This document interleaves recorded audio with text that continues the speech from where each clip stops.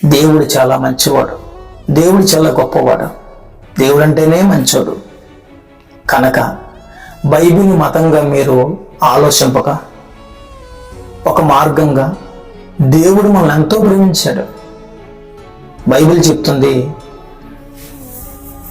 యోహాను సువార్త 3వ అధ్యాయం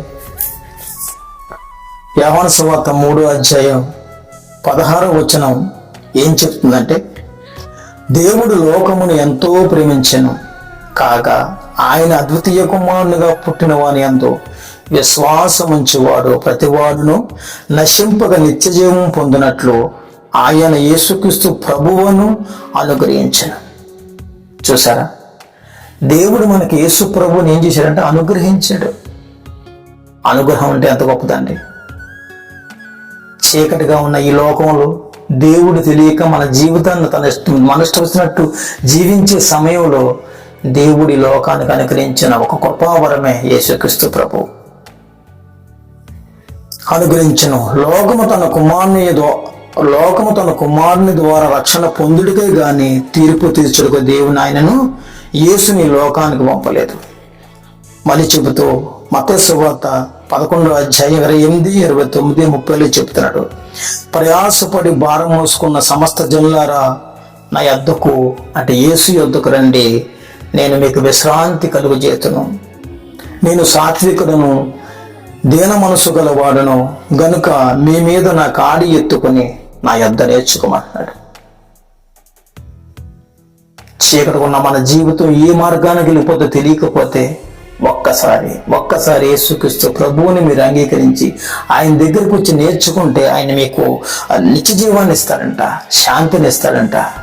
అదే చెబుతున్నాడు, నా యొద్ద నేర్చుకున్నది అప్పుడు మీ ప్రాణాలకు విశ్రాంతి దొరుకును. యాలయనగా నా కాడి సులువును, నా భారము తేలికగా ఉన్నది. ఇది జగత్తుకు పునాది వేయబడకనిపే దేవుడు మనల్ని ఎన్నుకున్నాడండి. అందుకే ఎఫెసీ పత్రిక 1వ అధ్యాయం 4వ వచనంలో ఏం చెప్తున్నాడో చదివి మనం ముగించుకుందాం. ఎఫెసీ పత్రిక 1వ అధ్యాయం 4, 5, 6 వచనాలు. ఎట్లనగా తన ప్రియనియందు తాను ఉచితముగా మనకు అనుగ్రహించిన తన కృపా మహిమకు కీర్తి కలిగినట్లు తన చిత్త ప్రకారమైన దయా సంకల్పం చొప్పున యేసుక్రీస్తు ద్వారా తనకు కుమారులుగా స్వీకరించుటకై మనల్ని ముందుగా తన కోసము నిర్ణయించుకొని మనము దేవుని ఎదుట పరిశుద్ధులము నిర్దోషులమై ఉండాలని జగత్తుకు పునాది వేయబడకమనిపే ప్రేమతో క్రీస్తులో మనల్ని దేవుడు ఏర్పరచుకున్నాడు. కులము, మతము, జాతి విభేదాలు ఏమీ లేవు. యేసుక్రీస్తును ఒక్కటే మీరు కోరుకునేది, మీ హృదయమందు విశ్వసించి నోటితో ఒప్పుకోండి. ఏమని ఒప్పుకోలే? యేసుక్రీస్తు ప్రభువు నాకు రక్షకుడు, నా పాపములు పోవాలంటే యేసుక్రీస్తు ప్రభు తప్ప ఇంకెవరు నా పాపాలని క్షమించలేరు. అటువంటి అధికారం దేవుడు యేసు ప్రభుకి ఇచ్చాడు. పాపములను క్షమించుటకు మనిషి కుమారుడికి అధికారం ఇచ్చాడు దేవుడు. కనుక ఒక్కసారి యేసు ప్రభు దగ్గరికి వచ్చి మీరు ఒక్కసారి యేసు ప్రభు నా రక్షకులని ఒక్క మాట చెప్పంటే మిమ్మల్ని నీతిమంతులుగా తీర్చి పరలోక రాజ్యానికి వారసులుగా చేస్తాడు.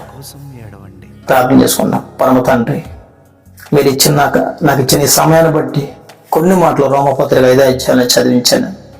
నాకును విన్నవారికి మేలు కలుగుడికే సమస్తాన్ని జరిగిస్తారని యేసుక్రీస్తు ప్రభువు నామములో ప్రార్థిస్తున్నాను తండ్రి. ఆమేన్.